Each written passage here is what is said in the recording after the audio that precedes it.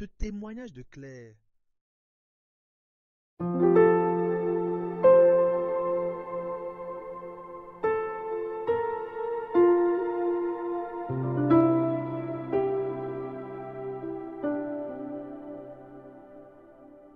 Je m'appelle Claire, et il y a quelques années, j'ai traversé une période où tout semblait s'écrouler. J'étais fatiguée, épuisée émotionnellement, et je ne voyais plus où aller. Entre un travail stressant, des responsabilités familiales et une relation qui venait de se terminer, j'avais l'impression d'étouffer. Je priais, mais honnêtement, c'était devenu mécanique. J'allais à la messe, mais mon cœur était ailleurs. Et puis un jour, une amie m'a proposé de participer à une retraite de prière. J'ai hésité, parce que je me disais « à quoi bon ? Je connais déjà tout ça ». Mais j'y suis allée, sans attente particulière. Pendant un moment de prière, on nous a invités à simplement demander à l'Esprit Saint de venir dans nos vies comme une brise fraîche. J'ai fermé les yeux et j'ai murmuré « Seigneur, je suis fatiguée, je ne sais plus comment avancer. Si ton esprit est vraiment un consolateur, alors viens me relever. » À ce moment-là, je n'ai pas eu de vision, pas de grand miracle, mais j'ai ressenti quelque chose que je n'avais plus ressenti depuis longtemps. Une paix profonde, pas juste une émotion passagère, mais une certitude intérieure que je n'étais pas seule, que quelqu'un me portait. Dans les jours qui ont suivi, je me suis surprise à retrouver de la joie, petit à petit. Pas une joie exubérante, mais une force douce, un renouveau intérieur.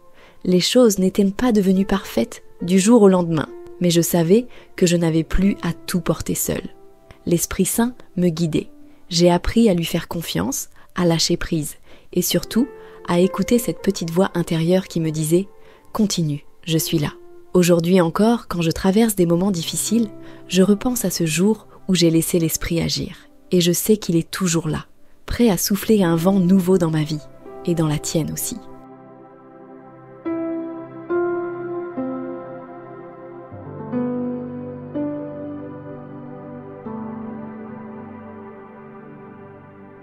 Ce témoignage de Claire nous introduit dans cet épisode de Un pas vers la lumière, dont le titre est L'Esprit Saint, un souffle de renouveau. Salut à toi et bienvenue dans cet épisode où on parle d'un sujet qui nous concerne tous, le renouveau.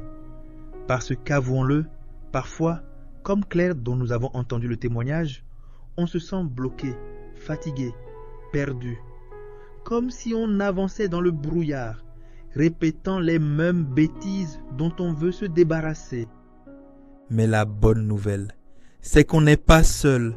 L'Esprit Saint est là et il n'attend qu'une chose, souffler un vent nouveau dans nos vies. Jésus l'avait promis à ses disciples. Le Consolateur, l'Esprit Saint, que le Père enverra en mon nom, vous enseignera toutes choses. Jean chapitre 14, verset 26. Et ce n'était pas juste une parole en l'air. À la Pentecôte, les apôtres passent de la peur au courage, du doute à la certitude. Pourquoi? Parce que l'Esprit Saint les a transformés de l'intérieur. Acte 2, 1 à 4. Et nous aujourd'hui, est-ce qu'on le laisse agir? Un vent nouveau pour un cœur neuf. Imagine une voile sur un bateau. Si elle est repliée, le vent ne sert à rien. Mais dès qu'on la déploie, ça avance. C'est pareil avec l'Esprit Saint. Si on lui fait de la place, il peut nous renouveler, nous donner une nouvelle énergie, une vision plus claire. Paul en parle aussi. L'Esprit nous aide dans notre faiblesse. Romains chapitre 8, verset 26. Il ne dit pas « l'Esprit nous aide quand tout va bien », mais dans notre faiblesse, quand on a du mal à prier, à faire confiance, à garder l'espérance, c'est là que l'Esprit intervient. Des fruits qui transforment. Comment savoir si on avance avec l'Esprit Saint? Paul donne un super repère dans Galates chapitre 5, versets 22 et 23. Amour, joie, paix, patience, bonté, bienveillance, fidélité, douceur, maîtrise de soi. Quand l'Esprit agit en nous, ses fruits grandissent. Peut-être pas du jour au lendemain, mais petit à petit, il y a quelque chose qui change. Et ça ne veut pas dire être parfait, mais être en route. Laisser l'esprit nous modeler de l'intérieur. Alors, concrètement, comment l'accueillir? On pourrait peut-être se rendre compte que l'Esprit Saint ne s'impose pas.